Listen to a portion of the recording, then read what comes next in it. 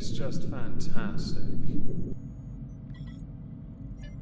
Hello everyone, welcome back to another video. Today I want to talk about a creator who goes by the name Jaebae Productions, aka Jaylin Chaney, or Chaney, C-H-A-N-E-Y. You tell me the pronunciation, I'm going to believe you. They are a body positive, body inclusive social media influencer. They have garnered notoriety because they have led the charge, not surprised, spear tips do need a blunt force at the front, in asking for airplanes to be more inclusive rather than less inclusive, accounting for more people to make more money, instead favouring the idea that because you've made the choice to be fat, you should be catered to and you should be given a certain level of privilege because of your size, your choices. And a lot of it is down to your choice, and as far as I'm concerned, the consequence is you should pay for it, in the form of extra seats. She's also led the charge in hotels being more inclusive by providing stronger beds and better facilities for those who are plus size, which is what many like to champion for super morbidly obese, which is exactly what Jaebae is. On 3 separate occasions I have covered her on this channel. It's possible she's featured also on Omegon 2, but for the sake of this video, we're not going to go to that. I'm not going to show you clips from the previous videos, by the way, but I'm going to link them in the pinned comment if you want to watch them for additional context, although it's highly likely I will reference it within this video, and I have referenced some already. My view, again, will always remain: if you choose to be what you are, businesses should not have to be made, or should not have to kowtow to a minority of people who demand to be treated special because they choose to be lazy, greedy, slovenly, disgusting, and entitled, which I guess actually is an umbrella term for all the previous descriptors. Now, the reason we're mentioning her in this video is because recently she has started a GoFundMe. The goal is $15,000. It, at time of recording, has raised $140. The description reads, "Hello friends. For years, I've been dedicated to advocating for the rights, dignity and empowerment of fat people, especially when it comes to travel, healthcare and mental health. As a plus-size creator, I've used my platform to challenge harmful narratives, expose medical bias, and provide resources to help others navigate the world as fat individuals. Whether it's addressing the lack of size-inclusive travel options, fighting against discrimination in healthcare, or raising awareness about the mental health struggles fat people face, I've poured my heart into this work. But despite the impact I've made, I've never asked for financial support in this way. I've sacrificed a lot, time, energy, my own personal well-being, to keep pushing for this work. I've faced personal and financial challenges, and I've kept moving forward because I believe in this mission. Now I'm reaching out to you, my community, to help me continue and elevate this work. This GoFundMe is not about asking for help just for me, but for the mission of fat liberation and empowerment that I've dedicated my life to. Your donations will directly support the following initiatives. Now I'm going to quickly address the 3 paragraphs we've gone through. In the first paragraph, you say the same thing twice. The second time, though, you embellish on it slightly. You talk about being plus size and then use the word fat as well. Those 2 words don't necessarily work well together when you're using them as positive descriptors, okay? Additionally, in the third paragraph, you dedicated your life to empowering and, through fat liberation, empowering people. Your life? That just tells us your parents did a bad job raising you. That's what it tells us. You talk about your personal and financial challenges. Get a real job then, and those challenges will disappear. You're a social media influencer, but what you do is spend most of your time bleating on about the very things that we shouldn't have to care about. It is unlikely to change, by the way, because many airlines, hotels, hospitals, they cater to the standard human being. They cater to the majority. To be super morbidly obese, which is what you are, not plus size, you are super morbidly obese, means yes, doctors are going to have to address the elephant in the room, in a very literal sense. They have no choice because they have to work around the fact you may well be compounding your medical problems because of your weight. A harsh reality often requires harsh words, not cushions, pillows, and lots of marshmallows, or whatever comfort food it is you chow down on. You are the epitome of someone who is greedy, and you sound overweight. Because I've heard your voice enough times to know it sounds like someone's neck is being compressed a bit too tight.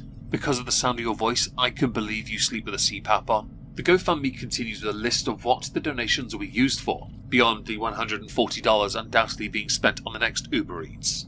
Advocacy work and outreach. This time and effort I dedicate to reaching out to local businesses, healthcare professionals, and community leaders to educate them on the needs of fat individuals. It's called cold calling. Your donations will fund the hours I spend organising campaigns, hosting events, and engaging in one-on-one consultations through emails and DMs. So basically, you're going to be sitting on a massive beanbag, because that'll contour itself to your frame, on your phone. Data collection and surveys.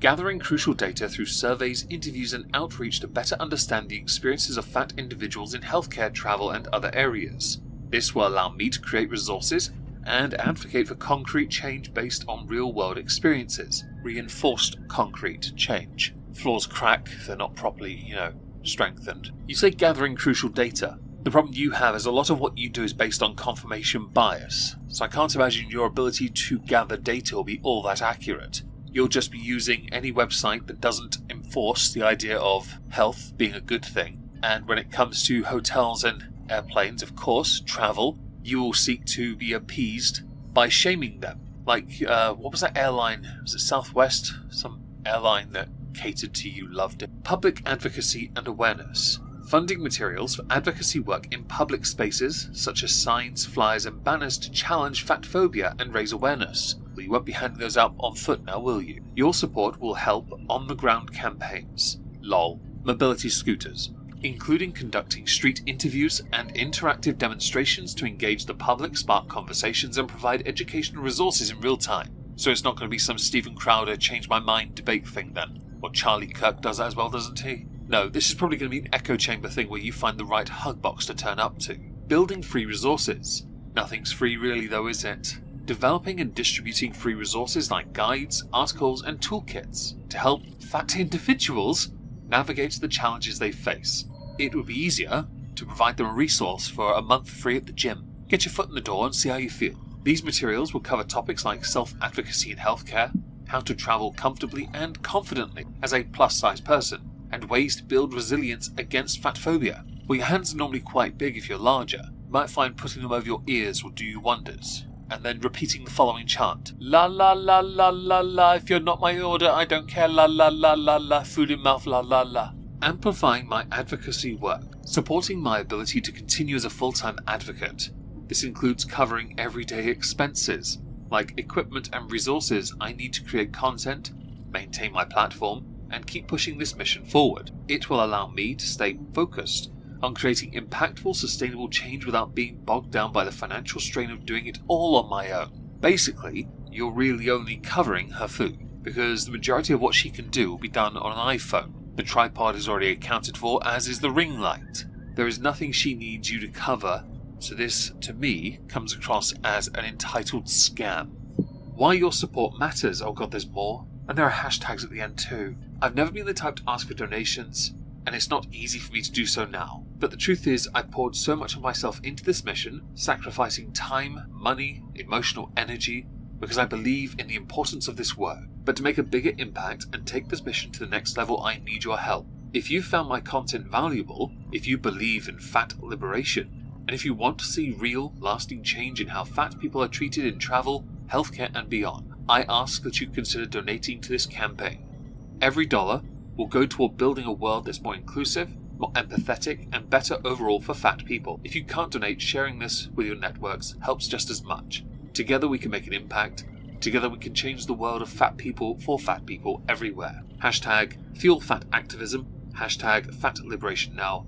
Hashtag empower fat voices. Hashtag support fat advocacy. Hashtag fat advocacy matters. In the last paragraph, the bit that really amused me is the concept of building a world that's more inclusive, empathetic, and better overall. You're really, based on your goal and your reach, only going to achieve a small modicum of change where you are. Not America as a whole or the United States as a republic. No, just where you are. You might be able to impact some change there. Your reach is not big enough. You don't have the presence, you don't have the support on YouTube, you don't have it on Instagram either, to be honest.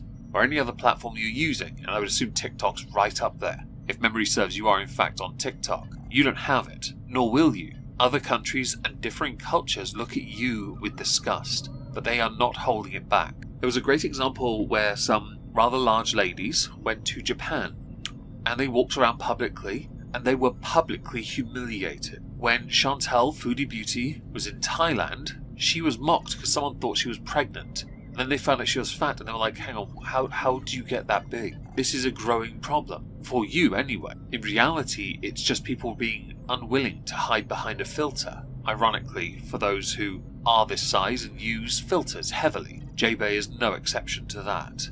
As far as I'm concerned, this GoFundMe is a grift, a scam. If you are struggling financially to get by on the work you do because you believe in your work but your work isn't making you any money, then you need to get a better job. Or do better at this job without having to ask your audience for money. I think you've been waiting for the moment where you could ask for donations, but you don't have the acumen to simply go live, make donations through that, which you would get plenty, I'm sure. Hell, you'd make a lot of money if you went on a weight loss journey. But you believe that that reinforces a negative stereotype about the poor decisions you made throughout your entire life of being super morbidly obese. There is nothing good that can come from that, by the way, and I will happily outright state that you are a terrible person for thinking that this is the right path forward for you. You're not that old, and you're not going to get that old either, and you know this. Just to go back to your reach, by the way, the biggest platform she has is TikTok, with Instagram not far behind. Twitter, she has virtually no presence at all. YouTube, she has some subscribers, yes, she has 55,000, but her viewership, much like her tweets,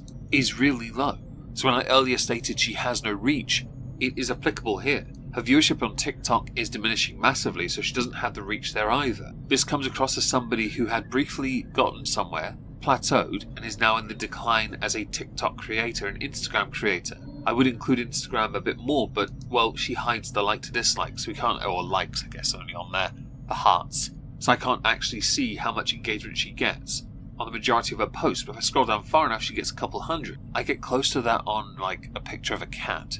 And it makes me no money, so it's not really something she can do well from. She doesn't link to anything where people can donate to her, but she does have what is listed as a shop and an Amazon affiliate link. In reality, if you want to make this into your profession, your best option is to do a Patreon, not a GoFundMe. That's what you should be doing. Patreon arguably would be a better option for you. I don't know why you haven't done that first, because GoFundMe is definitely not for you. Not for this. This is not a worthwhile use of it. Well, I should point out, she has a book Jaylin thing on her website, and, yeah, that doesn't,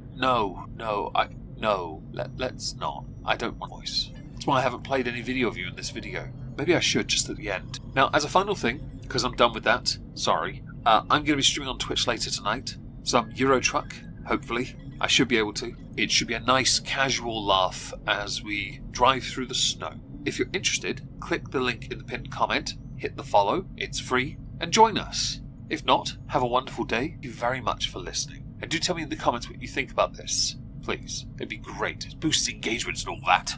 Smash the like. Ta-ta.